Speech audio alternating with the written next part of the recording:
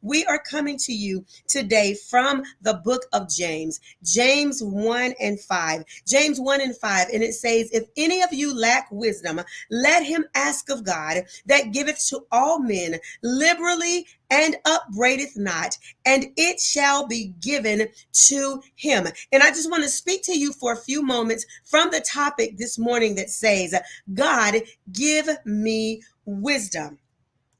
We've heard the word wisdom just tossed about so many times, but today we're going to take a look at wisdom, what it is and why it is so important. And we understand that as we're coming to you every morning, giving you a promise of God, God does make a promise to give you wisdom, but there are conditions. So let's discuss those conditions first. Then we're going to get into the definition of wisdom and why it is so important that you ask God for wisdom and use it and apply it in your everyday life. So when we look at the book of James, James 1, 5 and 5, we just read that first verse, but let's go on down to the sixth verse. And it says, but let him ask in faith, nothing wavering. For he that wavereth is like a wave of the sea, driven with the wind and tossed. For let not that man think he shall receive anything of the Lord.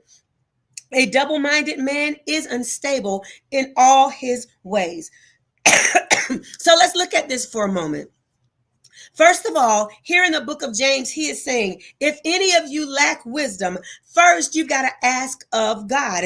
Wisdom is not something that necessarily is going to be bestowed upon you, but it is something that you have to ask for. Wisdom is a gift. Wisdom is something that God giveth. He said, when you ask him, he will give it to those that ask him liberally and upbraideth not. And we're going to talk about the definition of upbraided in a few moments, and it shall be given to him. So there are some prerequisites. He also says that you should ask in faith, not wavering, not doubting, because if you do doubt, don't you think that you're going to receive anything of the Lord? Because a person that wavers is unstable in his mind. And because you are being unstable, because you are being double-minded, God is not going to give you what you ask for. And this is really for any area, but we're talking about right now in the area of wisdom. So let's look at wisdom for a moment. There is a difference between knowledge and wisdom. Knowledge is all about the facts.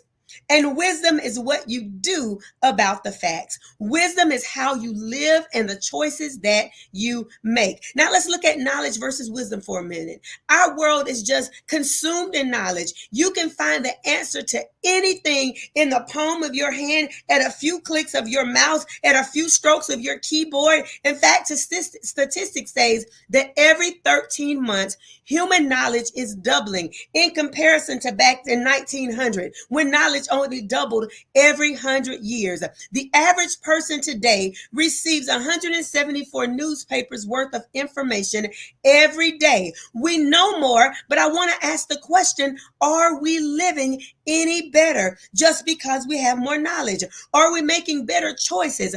Are we living wisely? God's wisdom helps you to understand the world so that you can live successfully in it. There are many of us that ask the question and say, well, I'm doing all of the right things, or so I thought. I have the education, I have the training, but why am I not successful? Perhaps it's the way that you apply it. I made the comparison on last week to a young lady that said, well, I lost my job because they said I had a bad attitude. Well, wisdom would say, just because you can speak something does not mean that you can speak it. Just because maybe naturally you are a little bossy, but when you go to work and you're not the boss, then don't go throwing your weight around. That's the difference between knowledge and wisdom. Knowledge says you have this skill, you have this information, but wisdom says, do you apply it right now? See, you need God's wisdom so you can use your skills and your knowledge that he's given you. Wisdom empowers knowledge. With wisdom, you're more effective, you're more productive, and wisdom shows you how to apply the knowledge that you have. See, you need God's wisdom for several reasons, so that you don't waste the opportunities that he brings into your life. Wisdom shows you how to take full advantage of situations that open new doors for success, promotion, and fulfillment. You need God's wisdom at difficult times in your life, when you're under pressure, when you're stressed out. Come on, somebody, this word is for me. You need God's wisdom.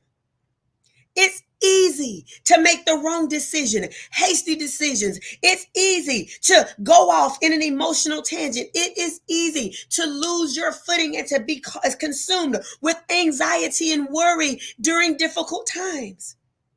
But when you are going through difficult times in your life, somebody better hear me. The best thing you can do is ask God for wisdom. Let's go and take a quick look at James, and then we're going to talk about the application of wisdom. James 1:5 says, if any of you, any certain one of you lack, if you're destitute of, if you're wanting of, if you fail to have wisdom in your life. So let's look at wisdom again from a biblical perspective. What is wisdom? Wisdom is the broad and full intelligence, use of the knowledge of very diverse matters. When you execute wisdom, that means you will have a broad array of intelligence, that it won't just be one particular subject. But it goes on to say that wisdom which belongs to men is specifically the very knowledge of things human and divine, acquired by acuteness and experience. It can be summed up in maxim in Proverbs. Wisdom is a science and learning, the act of interpreting dreams and always giving the sages advice. Wisdom is the intelligence invests in discovering the meaning of something mysterious or something in a vision. Wisdom is the skill of the management of affairs. You want to know how to manage your life? You want to know how to manage at home? You want to know how to manage in your relationships? You want to know how to manage at work? Ask God for wisdom. Wisdom is the devout and proper prudence of intercourse with men, not disciples of Christ, skill and discretion in imparting Christian truth. You want to know how to witness to somebody and bring them to Christ. You need to ask God for wisdom in that area. If you want to know how to deal with somebody who may not be a Christian, whose lifestyle is different than yours, if you want to know how to deal with somebody who may be giving you a little flack and some problems, ask God for wisdom. Wisdom is the knowledge and the practice of the prerequisites for godly and upright living. You want to know how to live right. You want to know how to stand. Ask God for wisdom. Let's move on. And it says, let him ask, let him beg for, let him crave, let him desire, let him require. God is saying, if you want wisdom, you got to crave it. You got to desire it. You've got to ask me for it. And then guess what I'll do? He said, ask of God that giveth. God says, I will bestow for your advantage the gift of wisdom. I will grant it to you. I will deliver it to you. I will furnish it. I will supply wisdom when you ask it. I will give you, not only will I grant it, but I will give you my permission to use wisdom. I will commission you to go in my wisdom. And he said, I'll give it to you liberally. I'll give it to you openly. I'll give it to you sincerely. And I will not upbraid. That means I will not I won't reproach you. I won't disapprove you. I won't talk down on you. I will not look at you in an insulting manner when you ask. It's okay. You can ask me. I won't look down on my nose at you and say, oh, she's asking me for wisdom. But God says he welcomes us to come to him and ask. And he says it shall be given to him. I will give it to you. It will be my gift. I will give it to you freely. That's the promise that God's words says, that I will give it to you. I'll let you have it. You ask me for wisdom, and I will let you have it. Now, before we go, we've got just a couple minutes. Let us look at wisdom from this perspective, because the greatest example of this scripture, although it is backwards in a way, because we're looking at James, and of course we know that James is New Testament, but before this was even written, The greatest example of this was Solomon in 2nd Chronicles 1, asking God for wisdom. And if we read that, it says, Solomon, son of David, established himself firmly over his kingdom, for the Lord his God was with him and made him exceedingly great. Now, let's stick a pin in it right there. God has established you. He's given you a position. He's made you high over the kingdom, and he has made you exceedingly great. I'm going to ask you the question before I read. When God comes and speaks to you and asks you what it is that you want, what will you ask for? There's some of us right now in our own arenas, in our own world, in our own sphere of people that we deal with. God has made our names great. He's given us influence. He's established us in our communities, in our careers, in our city, in our region, in our nation. He's established us. What are we asking him for? But it says, then Solomon spoke to all of the Israel, to the commanders of thousands and commanders of hundreds, to the judges and all the leaders and the heads of the family. And Solomon and the whole assembly went up to the high place at Gibeon, for God's tent of meeting was there, which Moses, the Lord, the servant, had made in the wilderness. Verse 6, and Solomon went up to the bronze altar before the Lord in the tent of meeting and offered 1,000 burnt offerings on it. And that night, God appeared to Solomon. God smelled the aroma of the offering. God saw Solomon's heart. God recognized the worship. And he came down and asked Solomon, he said, ask for whatever you want me to give you. But Solomon answered God, you have shown great kindness to David, my father, and have made me king in his place. Now, Lord God, let me show you. Even Solomon had a level of wisdom here, because he said, God, I am going to repeat your word and your promise back to you, because I know that the God that I know you to be, you've got to make your word good. So it said, Lord God, let your promise to my father David be confirmed. For you have made me king over a people who are as numerous as the dust of the earth. Here we go, verse 10. So give me wisdom and knowledge that I may lead your people. For who is able to govern this great people of yours? And this is what God answered back to Solomon.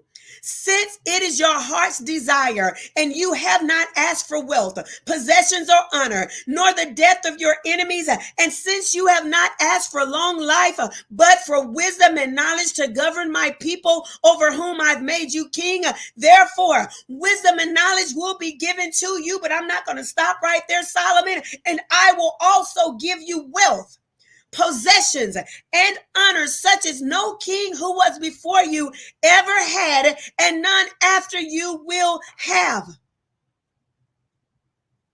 This is what God will do for you when you decide that, God, I just want wisdom. I just want to know. This is what Solomon was asking. I just want to know how to lead your people, God. I just want to know that this path that you have put me on, I want to know how to walk in it. I want to know how to lead your people properly. God, I want to know how to do this job in this task that you have given to me. Give me wisdom to do it, God. So we look down here, we're getting ready to close. And if we look even at the thing that Solomon asked God for, he said, give me, grant, bestow, permit me to operate in your wisdom. Your wisdom, your skill in war, your wisdom in administration, your shrewdness, your prudence, your cautiousness. God, give me wisdom in ethical and religious affairs. God, give me wisdom to be able to rule your people. Not for my sake, but for yours. And when we remember that our lives are for the glory of God, when we remember that everything that we do should honor and magnify God, we won't have a problem asking for wisdom, because we will understand how important it is. He said, in knowledge, not the thought, place of mind, that I might go out and come in, that I might lead, that I might go forward and proceed with purpose and results. this nation, who you've given me to judge, who you've given me to govern, who you've given me to act as a lawgiver or judge or governor of, to decide the controversies over. God, to execute your judgment if that's what needs to happen, to rule over. God, give me wisdom so I can carry out the assignment that you've given me. When you are in a difficult situation, you need wisdom. When you face an important decision and ask God, you need to ask God for direction and wisdom. When you want to know the path that He has for you so that you can walk in your purpose, you need to ask Him for wisdom. Then when you want to know how to do the job that He has given you efficiently and effectively so that He can be glorified, ask for wisdom. God's wisdom will give you clarity in making the right choice. God's wisdom, He promised it to everyone who asks. He freely gives wisdom and He gives it generously. When you ask Him, you will know. When you ask Him, you will know that your God will answer. He wants His children to walk in His supernatural wisdom. But this is what you got to do. Build an altar. Build an altar in your heart and pray daily and ask God for wisdom and guidance. Build an altar so that you can worship God in wisdom and understanding. Solomon, the greatest king that ever lived, they said he was already established. He was already great among the people. But he still stopped and made an altar to God. Come on. He stopped and made an altar to God. I want to ask you today as we close, are you building an altar? Have you decided that in all of your greatness, in all of your splendor, in all of your education and degrees, in all of the influence that you have in your community, in everything that you have accomplished, do you remember to make God an altar and to worship and to give Him your everything? And it says nobody wants to pray. Everybody wants to do everything their own way without asking God about the matter, then gets frustrated when the outcome is all jacked up. The Amplified says, if any of you lack wisdom to guide him through a decision or circumstance, he is to ask of our benevolent God, who gives to everyone generously without rebuke or blame, and it will be given to him. The CEV version says, if any of you need wisdom, you should ask God and it will be given to you. God is generous and won't correct you for asking. But when you ask for something, you must have faith and not doubt. Anyone who doubts is like an ocean wave tossed around in a storm. If you are that kind of person, you can't make up your mind and you surely can't be trusted. So don't expect the Lord to give you anything at all. The Message Bible says, if you don't know what you are doing, pray to the Father. Come on now. If you find yourself in a situation and you don't know what you're doing, pray to the Father. He loves to help you. You will get His help, and He won't be condescended to when you ask for it. Ask boldly, believingly, without a second thought. People who worry their prayers are like windward waves. Don't think you're going to get anything from the Master that way, adrift at sea, keeping all of your options open. When you ask God for wisdom, ask Him in belief. Don't think that there's any other options. Don't consider any other options, but know that God is the only option. When we move to a place that we allow the wisdom of God to take over our lives, to take over our thought processes, our ways of doing things, when we submit ourselves under God's rule and authority and His way of doing things, when we take that knowledge and we decide, God, we're gonna find out from you how to use the knowledge that we have. We're gonna find out from you when to speak, when not to speak, when to go, when not to go, how to act, how not to act. We're gonna allow you to guide us. Then you will see the true success of God in operation in your life. Solomon asked for wisdom. And because of that, guess what, y'all? We're still reading about him today. He was one of the greatest king that we know about. People throughout history here have heard of and know about Solomon. God made his father David a promise and said, I'm going to raise up your son and he's going to build me a temple.